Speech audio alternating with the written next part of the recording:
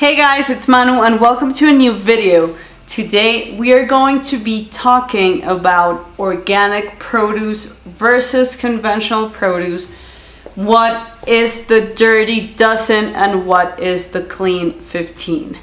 Are you ready?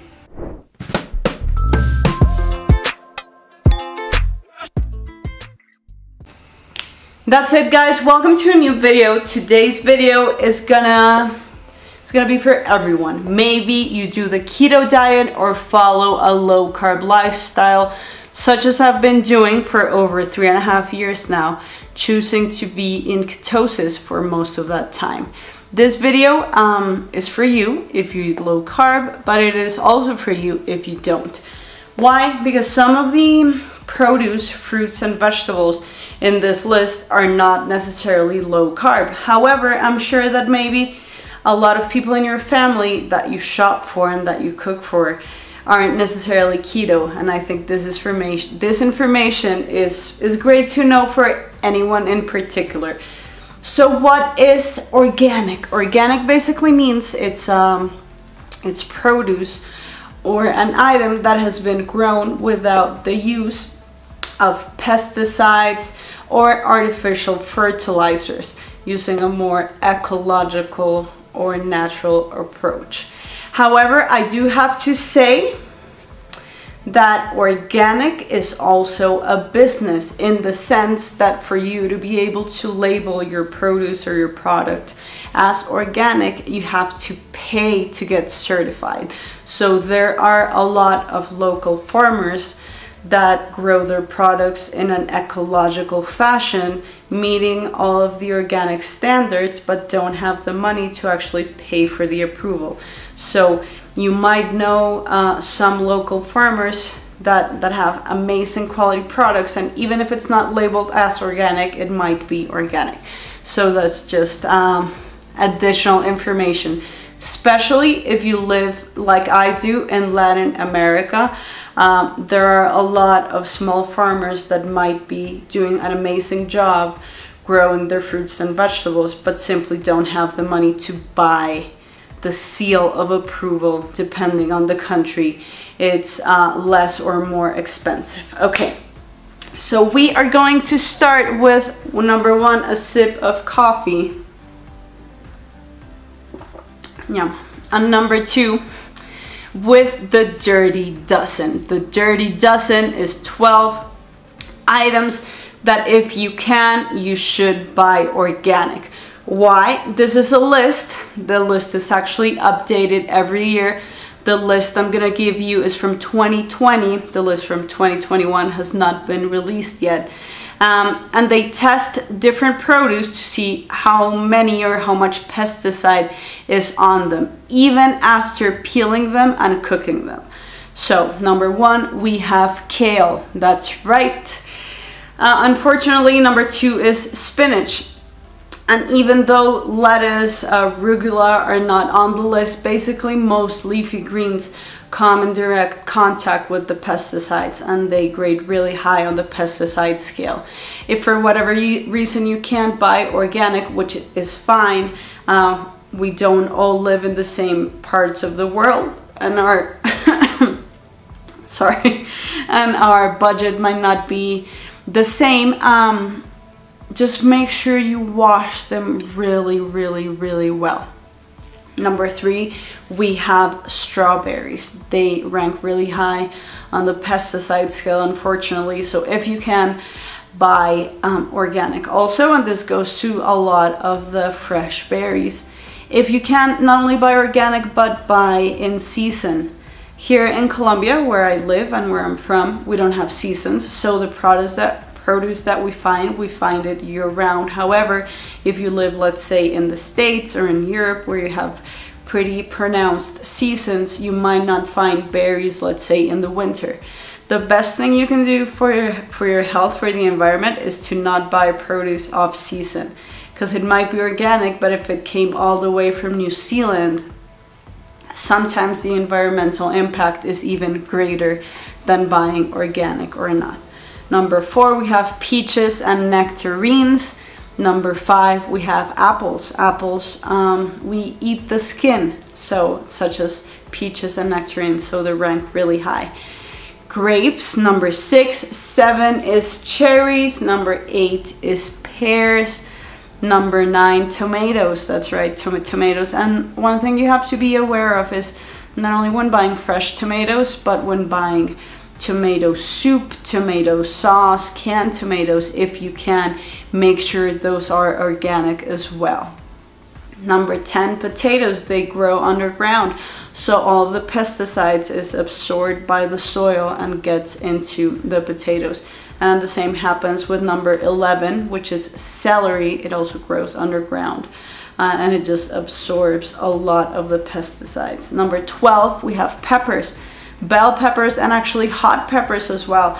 I have to be honest, I've never seen anywhere organic jalapenos or organic habaneros or hot peppers, so let me know if you have seen them, where you buy them. What I have seen is organic bell peppers. They tend to be a little more expensive. In general, organic produce tends to be a little more expensive.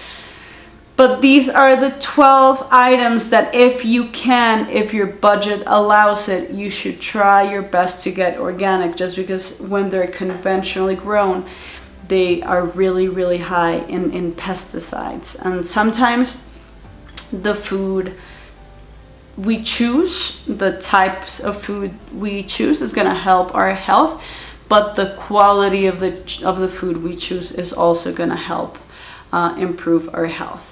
Good news, it's not only bad news, it's not all dirty. We have the Clean 15. And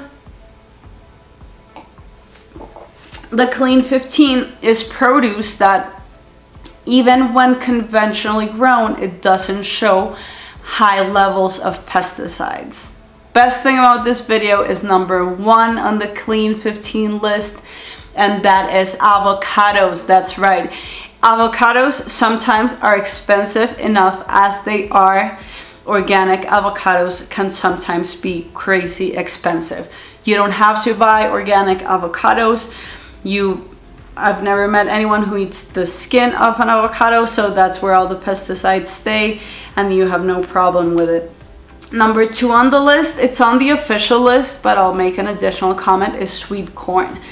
Sweet corn is not highly ranked on the pesticides. However, most corn is GMO corn. GMO just means genetically modified. If you do eat corn, in your diet, just make sure it's non-GMO corn. Number 3, we have pineapples. Used to be my favorite fruit. I barely eat it anymore just because of all the sugar it has. Doesn't mean that fruit is bad. It just means that sometimes when we follow a low carb or ketogenic lifestyle, we make choices where we don't eat as much sugar. And fruits have sugar. I'm not saying they're bad. That's another video, but well, if you do eat pineapples, you can eat them conventionally grown. Onions, no problem, they don't need to be organic. And number 5 on the list is papaya. I have to say that's my least favorite fruit. Ever since I was a baby, I've never liked papaya, but if you do and you do eat papaya, good news, it doesn't have to be organic.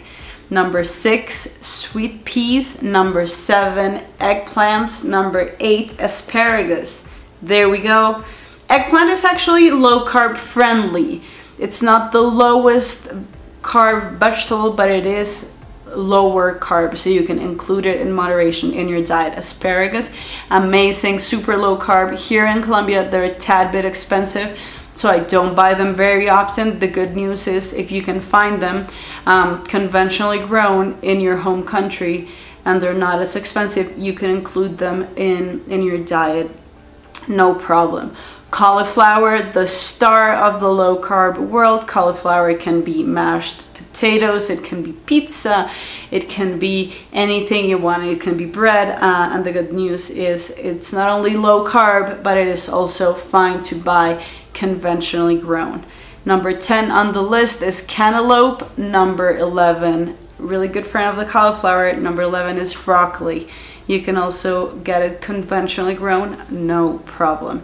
Number 12, also low carb. See, we have a lot of good low carb vegetables here. Number 12 is mushrooms. They're also low on the pesticide scale. Number 13, we have cabbage, also amazing for low carbon keto diets. Number 14, we have a fruit here. Maybe you don't eat it, maybe your kids do. Honeydew melon. And number 15, kiwi. All of those 15 items, there's no need to buy organic. I'm gonna add an additional one, and that is bananas. Not low carb at all, but it's okay to buy conventionally grown because we're not eating the peel. So that's the list. Basically, a good rule of thumb, although it doesn't always apply, is if you eat the skin of the fruit and vegetable, or you eat the leaf, then you should be buying organic.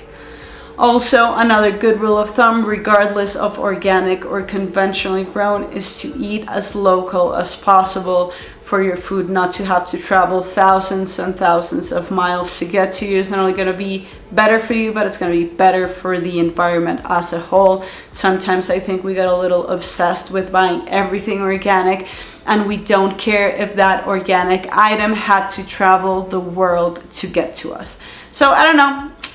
Just an insight, just some personal thoughts. You don't have to share them, but I do hope you enjoyed the video. And if it is your first time watching one of my videos, I would love it if you would subscribe and became a part of my English YouTube family.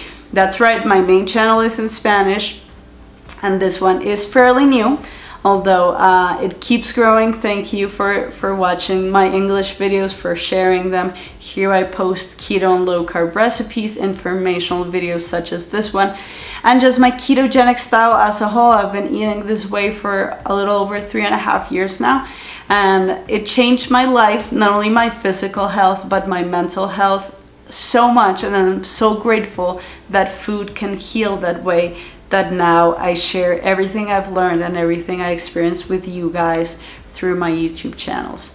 If you liked the video, please give it a big thumbs up. Share this video with someone you know who might find it helpful. This video is not keto specific at all, so I'm sure you can share it with a lot of your friends and family. Thank you guys for watching, and I'll see you very, very soon. Bye.